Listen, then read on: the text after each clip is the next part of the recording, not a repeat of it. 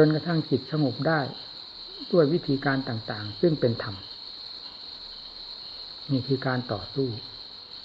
สมุทัยให้ระงับตัวให้อ่อนกำลังลงไปเพื่อจิตจะได้รับความสงบเมื่อจิตมีความสงบแล้วจะเป็นพลังขึ้นมาความเชื่อก็มีเชื่อในผลที่ตนได้รับความสงบจากความปราศจากสมุทัยรบกวนและจาก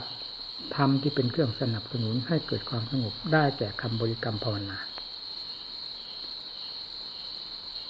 ความเพียรก็เพิ่มขึ้น